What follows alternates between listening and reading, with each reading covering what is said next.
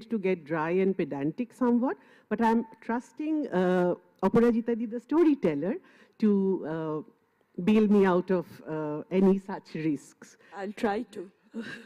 And on the subject of stories, I think we can start by asking Aparajita Di that, Aparajita Di, every historian tells a story.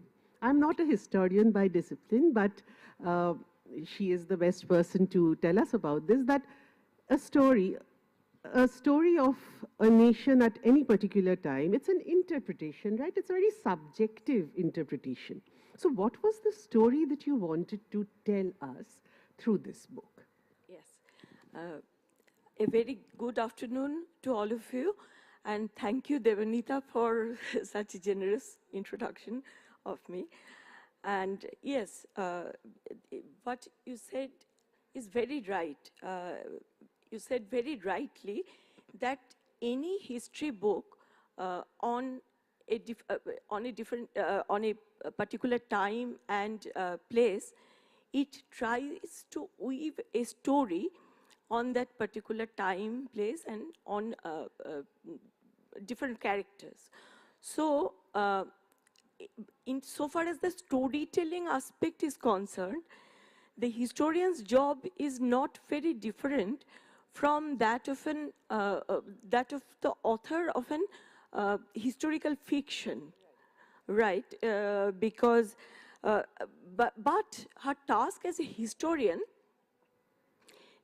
is often, sometimes is restricted and limited by the methodologies she uses.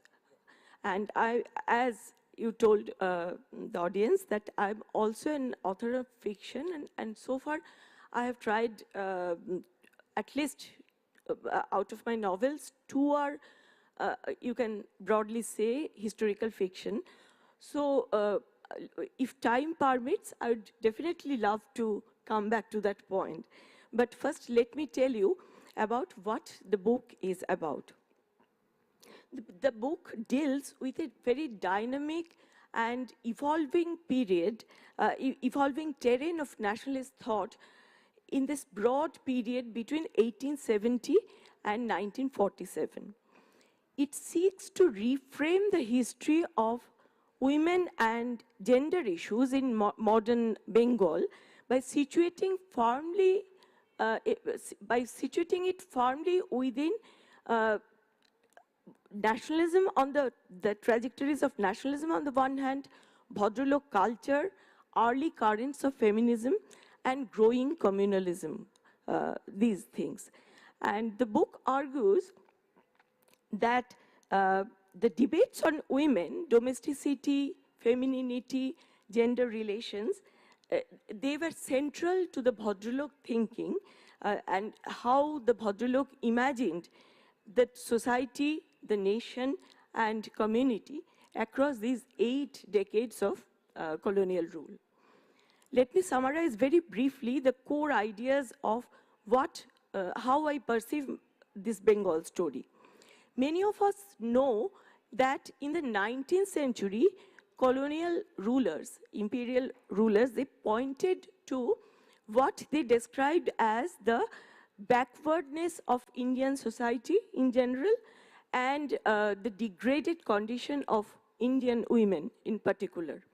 And they cited several things: sati, Kulin polygamy, child marriage, infanticide, etc., as proof of this.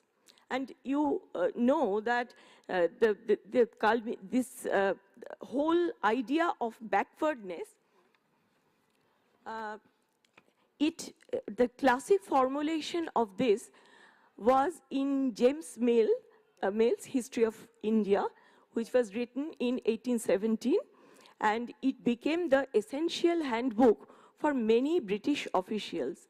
And they saw India in that mirror. They perceived, they shaped the very idea of India was shaped for them by this book. So in response to this, by 1870s, that is the emergence of the nationalist period, the nationalist for nationalist Bhadraloks, I mean broadly the Bengali Hindu Bhadralok,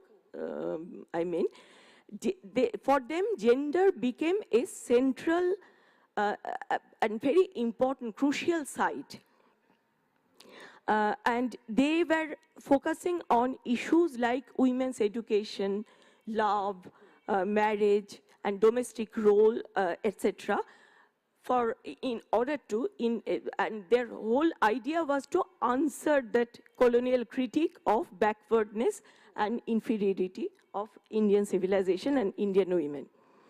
Therefore, as you can imagine, home became a special and very protected space, I would say, about these ideas of proper femininity, domesticity, respectability, and morality were negotiated, constantly negotiated.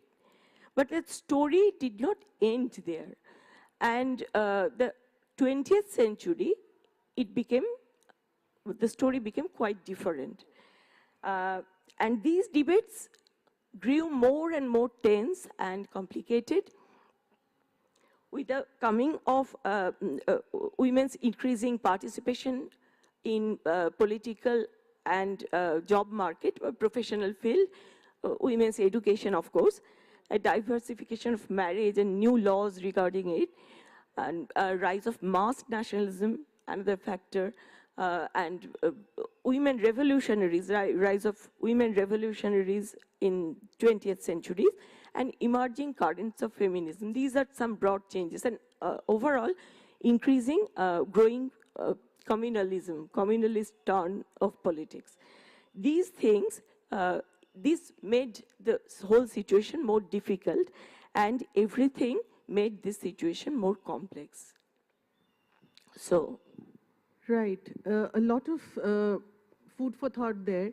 And I really liked in this book the fact that, sometimes we treat the home as a very neutral space, but sometimes it's the most regulated and political of all spaces it can be, right? And that's something you deal with brilliantly here, I think.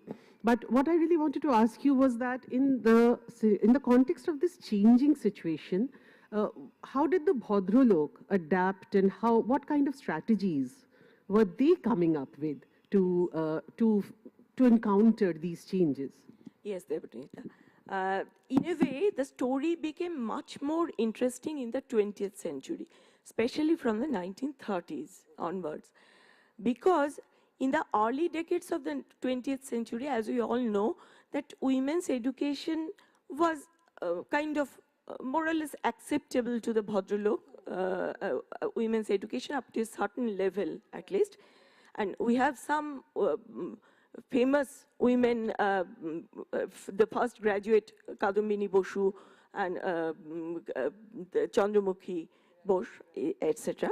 So, but in this period, in early 20th century too, the nationalists, they harped on the same womanly ideal, which they harped on the 19th century as well, in the 19th century as well. But the interesting thing is, to substantiate their arguments, they are now not only guided, or they are not only taking recourse to scriptural arguments alone, but they were using more and more Western pseudo-scientific theories and psychological theories, right? Like Herbert Spencer, Havelock Ellis, Hegel, etc.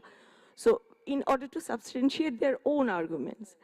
And the new role models of new women, which came out in this process, they emerged, they combined both the best of East and West. There was a kind of synthesis between these two, the best of East and West. And I would like to read a bit from one passage. Do all of you know Bengali?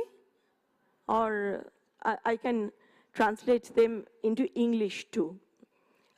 because the passage I want to read is taken from Rajshekhar Bosu, Parashuram, one of the pioneering writers of that period. So in one of his famous stories, a young man, Kartik, who is opposed to the idea of any kind of arranged marriage, he was forcibly was proposed to tie with a girl called Neri, and his main opposition was he could not marry a girl called Neri. So Kartik is, but as it happens, Kartik eventually stumbles upon Neri, and she turns out to be a very modern girl. So he is pleasantly surprised. And her qualities are described to him, to Kartik, by the girl's uncle, Gobindo, in this way. And I'm quoting from Bengali first. After some playing of piano, banjo, etc., and some other literary achievements which Neri displayed in her as her quality, Gobindo said, actually, I would read from this portion. Gobindo, কেমন দেখলে কার্তিক বাবাজি? কার্তিক, চমৎকার, আশ্চর্য, exquisite. Govinda, মানসী প্রিয়ার সঙ্গে মিলছে? কার্তিক, হুবহু, কিন্তু বাবা কি করবেন তাই ভাবছি। এ নেড়ি তো তার মানসী নেড়ি নয়, because his father is because he prefers a traditional one. Gobindo, that is the mama of this girl, কোনো ভয় নেই তোমার, আমার শিক্ষায় মোটেই খুঁত পাবে না।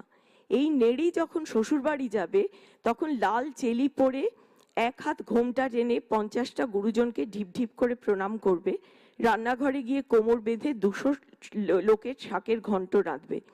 আবার ওকে যদি সিমলা দিল্লিতে ভাইসরয়ের ডান্সে নিয়ে যাও তবে লাট বেলাটের সঙ্গে অক্লেশে বার কুড়িক নেচে দেবে, জার্মান কনসালের কানে চিমটি কাটবে, স্যার জম্বুস্বামী আয়ারের টিকি ধরে টানবে। ওহ, কার্তিক বলছে, ওহ গোবিন্দ, কি হে, ভয় পেলে নাকি? কার্তিক, আগে না, আনন্দ আনন্দ। So if we translate it roughly, so Gobindo is saying, you do not worry about it at all, because you will not find any fault in the training I have given her. When the girl Neri will go to her in-laws place, she will wear a red cheli, draw a huge veil over her face, pay homage to countless elders by touching their feet, and go to the kitchen to rustle up enough vegetable curry to feed 200 people. Again, if you take her to Viceroy's ball in Shimla or Delhi, she will effortlessly dance away scores of time with the governors and their kind, pinch the ears of the German consul, and pull the tiki of Sir Jambushambi Iyer. As you see, the traditional virtues and the modern accomplishments were combined in the character of Neri. And along with this cardboard character of Neri, there is the real example of Sarojinolini Dotto, who was Guru Saday Dotto's wife, the famous ICS and the pioneer of Brotachari movement. Guru Saday Dotto wrote a biography of Sarojinolini Dotto after her untimely death. And there he listed a number of her qualities which was in her. And she was proficient in the homemaking, in cooking. This is the list Guru Saday Dotto is giving. She made exquisite embroidery, but she also played tennis, learned typewriting to help her husband, learned to drive, and ride a horse, and even accompanied her husband on elephant back on hunting trails. Guru Sada's biography also projected Sarojini Nolini as a traditional woman with virtues of traditional women as at heart, and that is important, who loved to wear conch shell bangles, and who was fond of pan, and had great respect for Savitri. So this idealized mythical figure and this combination of East and West, this was the new woman which came about in the 20th century. So,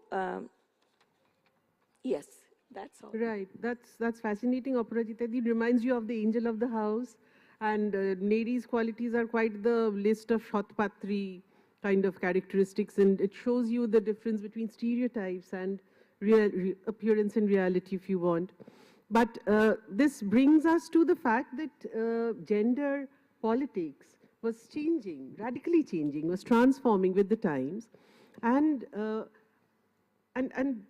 one of the things that the book does really well is to highlight how politics of the body was becoming crucial, central to the communalization of society at this point of time. And also your book goes beyond the usual kind of gender studies theme we find in the context of the 20th century of colonized Bengal. So would you want to speak a little bit about that? Yes. Actually, in my book, I have, apart from this lighter aspect, I try to make a very important thing to show, which began, actually this nationalist discourse, which began as an open-ended and very uncontested discourse on reform and women's movement. But it gradually narrowed and hardened.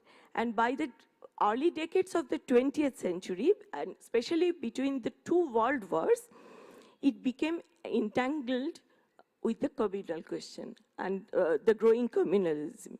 So the focus shifted. Actually, the nationalist Bhadralok, earlier they tried to protect their women from colonial intrusion.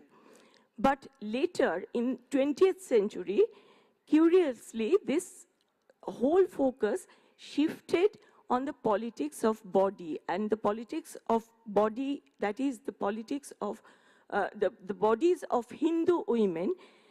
They wanted to protect them from their perceived enemy, the Muslim other. And the Muslim enemy, but the perceived enemy, they displaced the colonial intruders. So that is very important shift which we can locate in the 20th century politics. And the politics of the body, this intensified and ultimately culminated in a very tragic and violent way in partition, as we all know. But apart from this shift, some of the other shifts which I think my book is different from other books. I would love to see that in that light. First, it's my book's long durée approach. That is, some of the gender studies and nationalism, they worked on 19th century women's reform and things like that, whereas in some worked on the 20th century. But I have spread the whole period. The canvas is 8 decades long, 1870 to 1947, almost 8 decades. Secondly, the book in a way revises certain key concepts of the nationalist resolution. For example, I would give you an example, the nationalist resolution thesis proposed by Partha Chatterjee, famous historian Partha Chatterjee. Nationalist resolution, it tells about creating Bhadralok's creation of it binary of inner domain and outer domain, ghor and bahir, in order to resolve the crisis or the question posed by colonial the imperialists. But this ghor and bahir binary, this actually breaks down in the 20th century as women were more involved in politics, and they came out in the public sphere more and more. So the boundary between home and the world, it became very porous, and the home itself became very politicized. So we cannot understand the mental, the emotional world of Bhadralok by such a simple binary like ghor and bahir. So there was much more complexity than that. And thirdly, my book departs on another way, that is, I contest the linear narrative of progress and modernization. That is, on the one hand, I say nationalist thought was a very fragmented and a very, I would say, inconsistent process that shifted according to the material realities of the day. So as I was saying that in the 20th century, they were taking recourse to the scientific and psychological theories, things like that. And finally, I would say that the book deviates the kind of stereotypical feminist scholarship that view nationalism as an instrument of marginalization. So marginalization of women. I think the simple binary of looking women either as passive victim of patriarchy or the vocal protesters, vocal challengers against the system, both will fail to capture the subtle nuances of this time, the 20th century, especially the 30s and 40s. Rather, what I love to believe that I have tried to analyze a wide range of women's self-writing, women's writing as such, and self-writing in particular, in order to uncover, in order to understand the spaces of accommodation and compromise which they were making. And there, in a subtle way, women exerted agency, they exercised agency without necessarily seeking an open revolt, without breaking into a rebellion. So that's my another intervention, I would say. Yes, that brings me to the question that I really wanted to ask you, because I was marveling at the kind of research that you've put in the chapter where you deal with the women's own writing. And that is something that I think is one of the strongest points that the book has, the repository, that it brings together women's writing in different forms, and not something that we haven't really had a chance to read between single covers. And this is such a wonderful way to question the stereotyping of women, how they were made symbols without being given proper freedom, without being given, freedom, no agency, just a kind of pedestaled, symbolic iconography of the woman figure. And how do you see it, Aparajita, as women's own voices, which came out into the public space, shaped the nation at this point of time? How are they claiming agency for the woman? Yes, Debnita, I'll tell, because as you know, women's writing, they itself, they came out and they took the pain to write. It was something, an act, which itself was very, the breaking of traditional ways. So, and it was definitely a way of coming out. And I'm talking about, by women's writings, I am talking about all kinds of writings. there were articles, there were fiction like novels, poetry, stories, and memoirs, essays, everything. And memoirs, especially, particularly, it all gave them some kind of agency. And women's writing was an invaluable source when you put it together with, side by side with men's writings. Because read as records of everyday speech and experience, they very quietly, they can be used as hidden transcripts, as you know, through which women helped to shape, they shaped their own perceptions, their own understanding of family, community, and nation. And sometimes they quietly challenged patriarchal norms in a very subtle way, but nonetheless. And what I find most interesting, I'll not go into the detail, every aspect of women's writing in this session, because it will take another session probably. But what I find is most interesting is that Bengali women, they wrote about their lives, especially for a public audience. When they wrote about their own lives, they often used silence as its strategy, as a deliberate strategy. And autobiography involved careful choices of what to tell and what to hide, what to highlight and what to remain unsaid. So this is an important choice they were exercising. And also, they sometimes, in order to avoid unpleasant or later duties or constraints, they did not want to tell about that. So they often dwelt on the memory of happy times, their childhood days, their natal homes and families in the villages. And it reflected a common tendency among women writers, women authors, to return to childhood as a safe emotional space.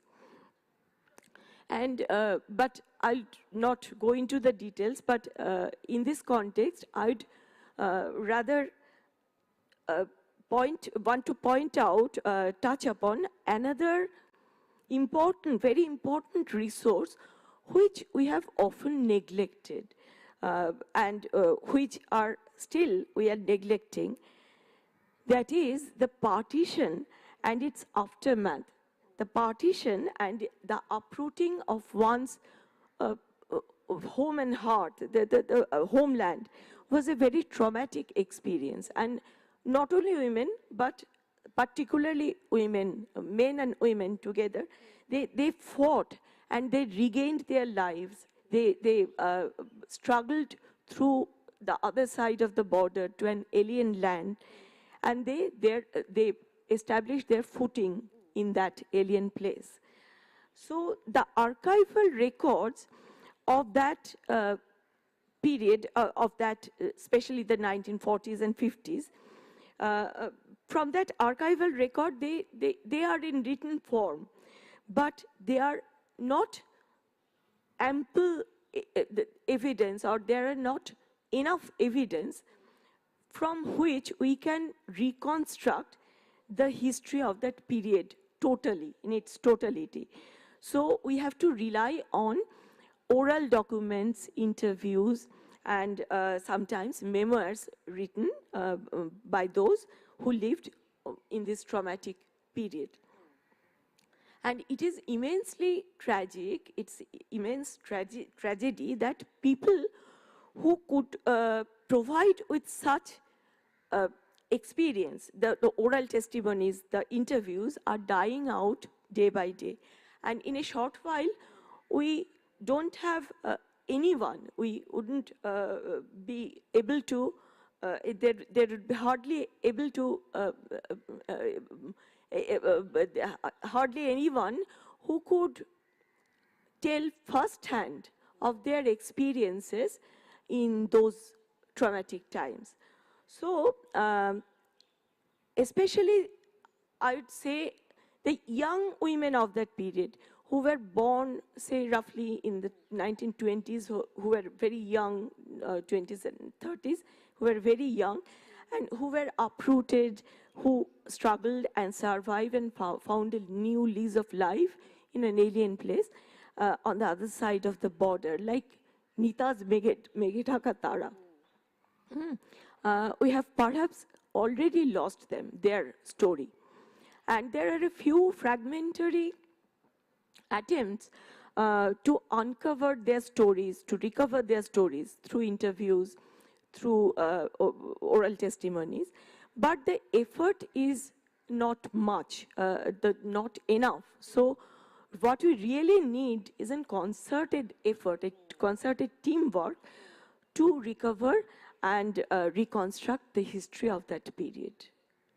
Right, that's really interesting how you put that up, Rajita Di, because I know that there are people in the audience, and I'm sure we will get them when we open the session up for questions, who, I know people whose family members have contributed to the Oral History Museum. I know that we are in a museum of walls and bars and gates, but there are oral museums being reconstructed from the partition, and we have grandmothers who've actually been interviewed for exactly what you're saying, records which will otherwise never be documented.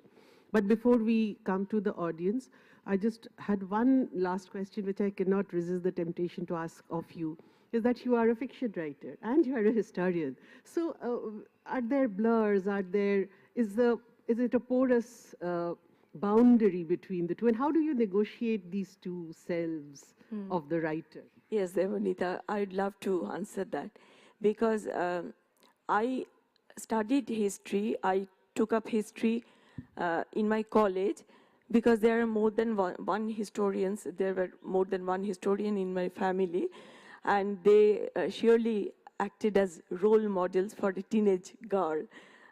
But literature in that period and in present day too is my real calling, you can say, and it's my passion.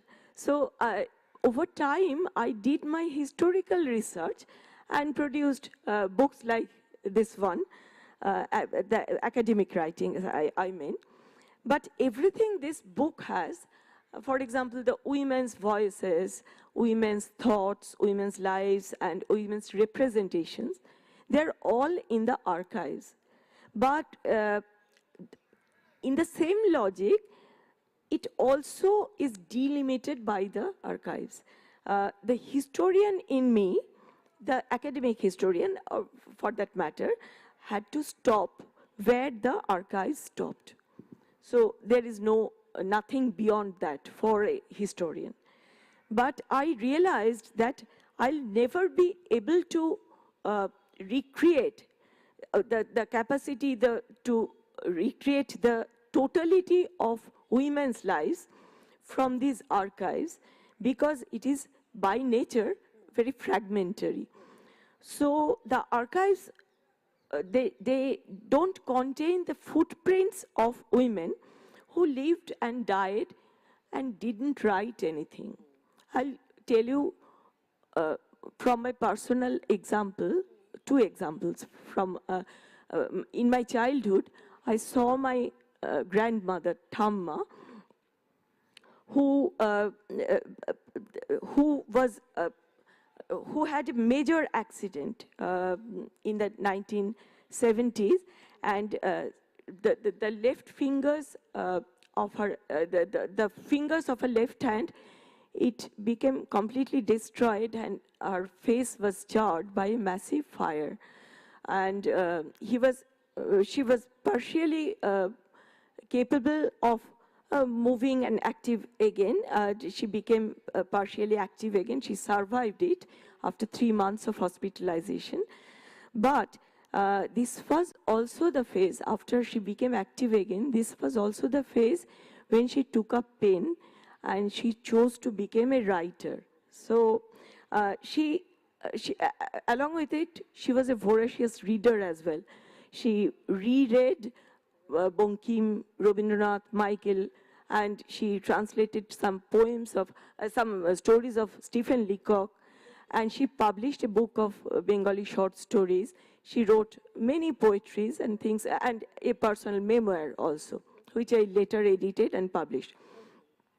So on the one hand, there was Thamma, and on the opposite side, my mother, who came from a very illustrious family, the family of Kalinath Rai, the then editor of Tribune. But she was niece of Kalinath Rai. But my Dimma, my mother's mother, she became widowed at 35. And my mother, they were a family of 7 children. And my mother was the eldest. So she had to struggle all the way, and she didn't get any leverage from her family or any kind of advantage. She had to survive, she had to fight, and particularly in the 40s, when she was a student of, postgraduate student of Calcutta University, she came here in this alien city in 48 and survived and struggled for the entire period. But, and she taught in a college throughout her life. But she didn't write anything. She was the opposite, polar opposite of my Thamma. She told her life story to me. She narrated her life story, but and I was her sole audience.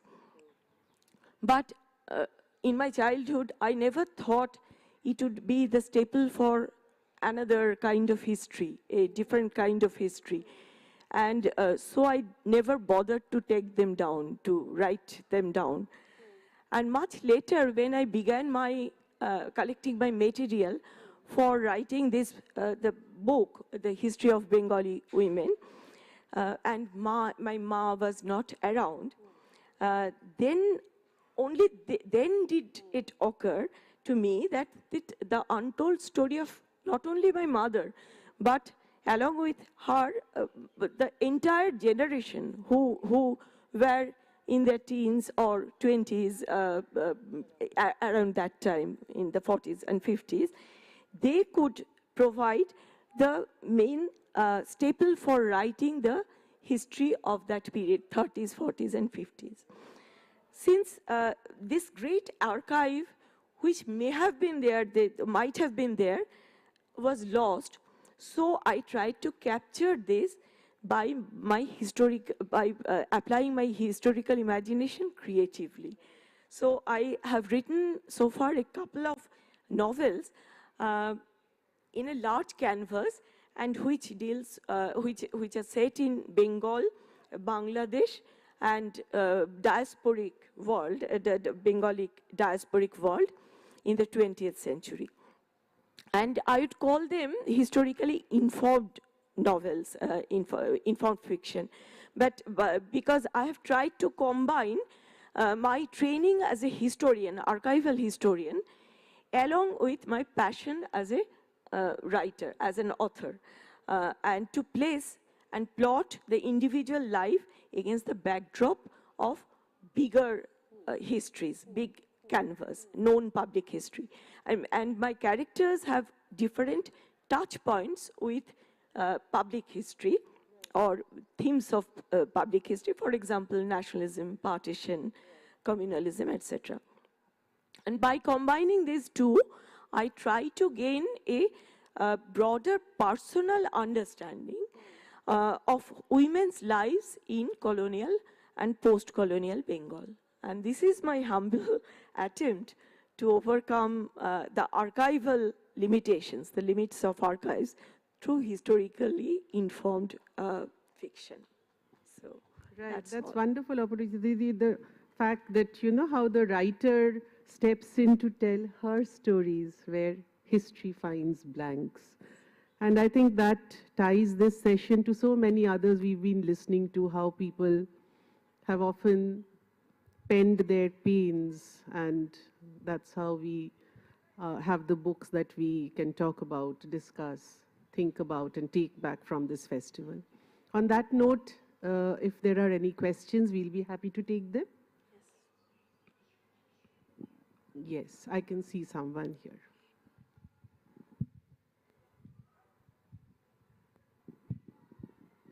Good afternoon, ma'am.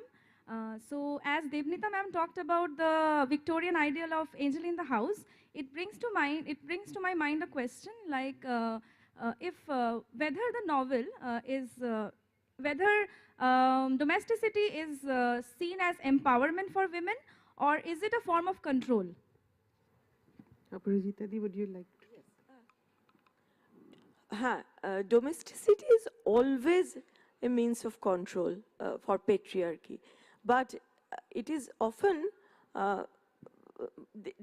they garb it, they dress it as something very divine, and that's why women are often portrayed as divine, and they are doing their domestic work as a pure, and they heighten it. They often elevate it to a very divine and spiritual level, as if it is something very important, and in that way Indian women are different from the Western women, etc. So I feel that way. Thank you, ma'am. It's along, I think, the borders of ideal womanhood and ideal motherhood that you find the real boundaries and fences of patriarchy. I just have a question on, is it your fiction or your history, whatever, just limited to Hindu women? Yes, that's my limitation also, because I've worked on a broad canvas, period-wise, from 1870 to 1947, but it is essentially on the thought and the writings of Hindu Bhadralok men, and the entire work, it is not, except one or two references, I do not deal with the world of the Muslim women, Muslim men and women. The entire work focuses on Hindu men and women. But there are references of Muslim women like Rokeya, Begum Rokeya, obviously. But the primary focus is on Hindu nationalist thought. Somebody had a question there. So, good evening, madam. Like, your novel is throwing light on the history of the feminism movement, like nationalism and feminism. And I have a question, like in contemporary era, like the gender role concept, like, don't you think that the gender role concept is still flawed, and the contemporary feminists have a flawed understanding of feminism actually? I think that is beyond the scope of this book. Yes, and you're very right, you're absolutely right. But the fact that you're thinking about these things, we are very happy as part of the festival. Do continue to think and ask these questions. These are very important questions. Somebody at the back. Hi, I just had a follow-up question with regard to what the individual in front asked. With regard to domesticity in itself, right? While yes, I understand that domesticity, I mean, it is a part of control and whatnot, but let's say that you also have perhaps a flourishing external life, a professional life, and then you also choose domesticity at home because it gives you a sense of comfort, it gives you a sense of ownership of your own home, so to speak. Can the two coexist? Can it be like, yes, you also have a professional space where you go out, you're outgoing, you're dominating, so to speak, but also have a space in your home wherein you are more at ease, I suppose? yes, it may coexist. And I gave you the examples of how in the early 20th century, figures like Saroj Nolini, Dotto, or women like Ashoka Gupta, they were social activists as well. But they had their own domestic, and they were very efficient and in that as well, in in their domestic duties and everything. So they can coexist, and nationalist leaders in the first half of the 20th century harped on that same logic, that domesticity and professional world up to a certain extent can coexist and should coexist. And to add to that, I think your answer lies in the way you framed your question, the word choice. You said choose. Did those women have that choice? That's the point, right? Anyone else? Yes. Yes, hi, good evening. So I didn't have any trouble accepting equality when I was a young man. From day one of my first girlfriend, I didn't think of us as being superior or inferior, just equal. But as I grew up into my 20s and started looking for a mate, I was asked why I wouldn't consider a non-professional as a mate. And I said, I don't want her to live through me. I wanted her to produce entertainment for me every evening, not just me telling her about my stories. And the way I explained things to my friends about not paternal, but male-dominated kind of attitudes in India, I said, men in most societies have had thousands of years of being in charge, and women have, had equality from the emancipated times of maybe 50s, 60s, 70s. So for men to get used to equal women will take at least another 100 years, because they've had the advantage of thousands of years in most societies. Would you agree with that? What is the question? Actually, I don't get this. Would you just Repeat that the last question? part? Yeah, Yes. the last part. So because men have had, a higher position in many, many societies around the world for thousands of years, they lead and they are in charge and whatever. And women have just been emancipated maybe 70, 80 years ago. So men need more time, maybe another 100, 200 years, or maybe 50 years, to really come to an acceptance of women being equal partners in this life together. I don't know what time we are talking about, but I think that this asymmetry in their relative position, it was being discussed from early, 100 years ago as well, from early 20th century.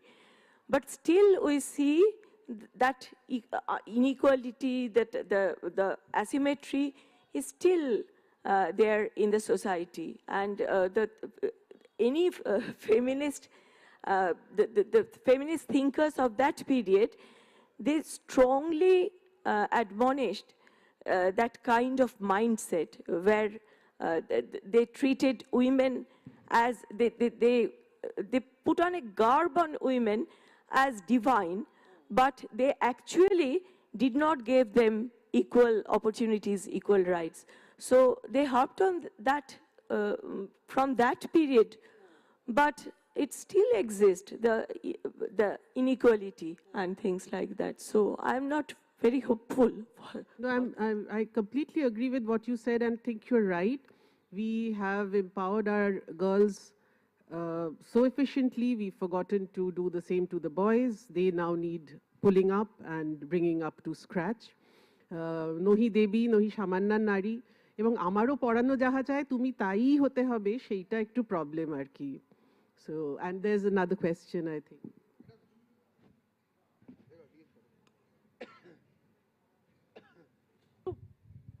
In continuation to what he said, I've been working in the field on these areas, though I'm not in literature. But I agree that we fail to educate our boys. And we have this Konyashri program where the Konyashri clubs and in all the girls' schools, there is a whole lot of activity going on to empower the girls. And we recently conducted a survey for the UNICEF where we went to the boys' school also and we found them completely blank. Like, they do not even know what's going on. Even in the co-ed schools, they just looked at me and informed me, na ota to meyeder jinish alochona hocche amra ogulo niye matha ghamai na. So whatever is the empowerment of women is meyeder jinish alochona, nobody works on it. And one biggest thing which came as a shock when I was trying to write some articles in Bengali is that words like sexism or misogyny does have a word. I couldn't find a pratishabda for sexism. Can you suggest something? Like the concept, it seems, is so Bengali alien. novelist here. Yes, the concept itself is so alien to our culture that a word doesn't actually exist. You're absolutely right. Yes, yeah, I cannot think of an... Maybe Joyantada will have something to say here. Do you know Bengali word for sexism? Word sexism. So yes, you're absolutely spot on. But you know, Aparajita Di, a book on colonial Bengal, provoking all these questions, I think there is your success, the mark of your success. Thank you. The fact that we are being able to ask these questions on the back of this book, and I know that all of you will go and want to read this book, as you should. It's really a very important work, not only scholarly, but of interest to everyone who wishes to engage with this period and with contemporary times. Thank you. Thank you, Debnita, and thank you, everybody.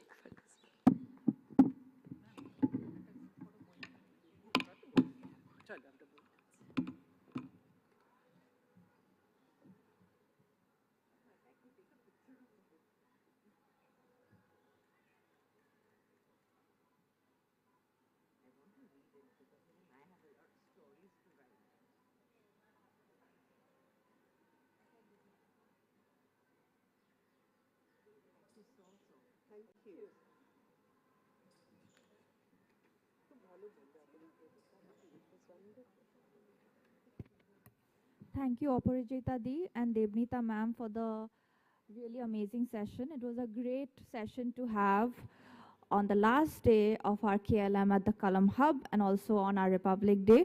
So really thankful for that. And we will be back with the last session of the day at the Hub, journeying into oneself at 5:50 p.m.